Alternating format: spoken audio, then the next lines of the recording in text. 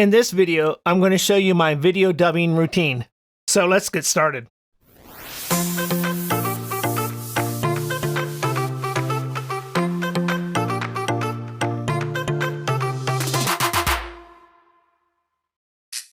Now I'm going to show you my routine. And if you watched my single narrator for Reaper, a lot of it's going to be the same. So you're going to come here and you're going to hit record and have them start recording.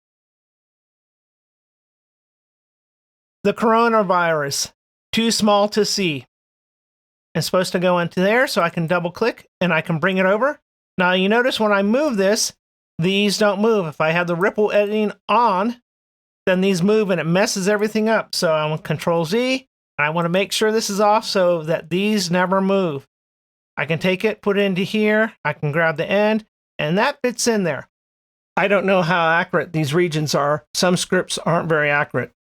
So you might need to adjust it. You can see here I might need to adjust this out this way a little bit. So now, going to record.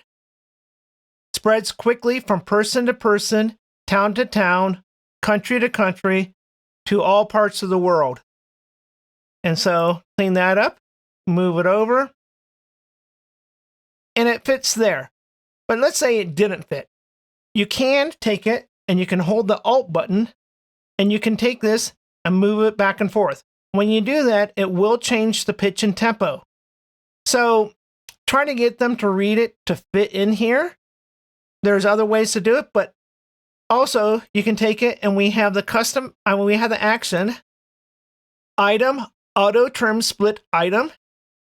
So I have it as Control T. So you can go to here, Control T. It will bring up this box, but watch my video on custom actions. The link is down below. It took out the space and you can adjust how much it takes out. Control T, and you can adjust these. So if you want to make it a little tighter, you can do that. You can manually go in also and say, oh, that's kind of a big space there, split on it, and take it and pull it over a little bit. So basically you work your way along and you record each section. If you have different readers, then if one person's reading the blue, you can go through and do all the blue sections first, and then come back and do all the red regions next. When you have a narrator that's going to be reading a large chunk of this right here, this is only 3 minutes long, but it's a long video. I always have the narrator start recording first thing in the morning, at least an hour, hour and a half, depends on how much they can read. Then after lunch, the hour. I always slot those times for them. And if you have another video that has people that have large parts, I have them read next. And then all the little parts, I have the second half of the morning and the second half of the day, because people will say, oh, can I do my part? Can I do my part? And next thing I know, the narrator has several days of recording, just hours on end. So I want to give that person a break. I recorded a little bit more to show you how I do the proofing. One of the key things that I do is when I do the proofing is I turn off the music and effects and I turn off the video. I want the people to concentrate on the narration. I have found that if I have the music and effects on and the video, they don't pay attention well enough to the narration. So I go back and I let them listen to just the narration. The coronavirus, too small to see, spreads quickly from person to person, and we go through and we want to make sure, oh, this section right here is missing. What happened? And so if that's missing, we need to make sure that that's recorded. So then I go back and I turn on the music and effects. And I'm going to play with the volume to make sure the volume is how I want it.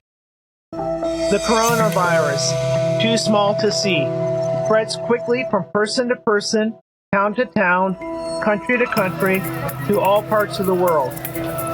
And then I have them watch it again. And then they might say, oh, this needs to move forward or backwards. Now, this is really tight narration, but I'm leaving a gap here. And then say, oh, maybe this needs to move back a little bit. And so we're making the adjustments now with the music and effects and the video. But sometimes you want the music to come up. And I'm going to show you how to do that in the next video, how to make this automatically come up and go down when the speaking, and that's called ducking. So once I get it how I want it, I take it and I mute everything except for the narration track, and I'm going to export the narration only, and I'm going to turn the effects off.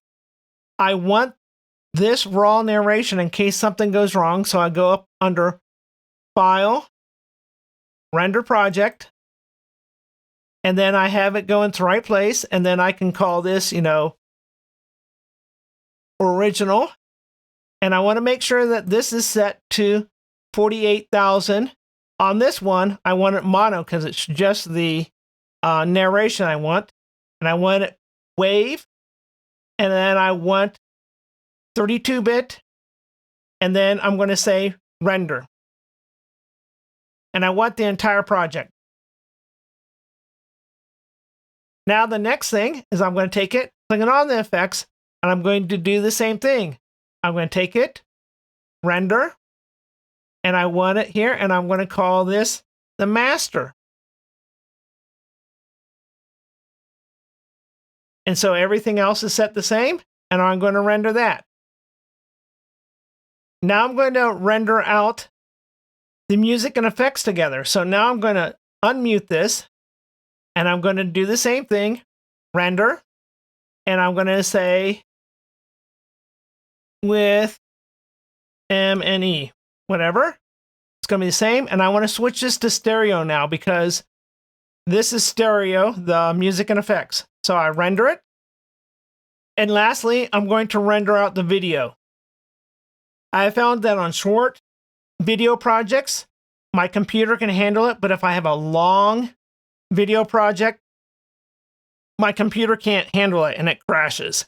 So what I end up doing is taking that master M&E and audio and put it into another software with the video, and then I render it from there. But I'll show you if you have a small short project, you can go to render, and everything's going to be the same up here. But then here you're going to come down to MPEG 4. Click on there, and then you have the MPEG 4, and here it has the size. But you can go to here and click and it says get height, width, frame rate from the current video item. So you go there and see, I don't know if you saw it or not, but this switched. And so now when you render it, it will be the same settings as the video. You're not doing any video conversion. So I hit render, and it's going to take a while. It's going to go a lot slower. So that's my basic routine of how I do it. I record, I proof with the video and music and effects off. And then if there's anything wrong, I take it, make those corrections, and then I export the original, then the master, and then these two combined together. If you found any value in this video, please like, subscribe, and share so YouTube will recommend it to others.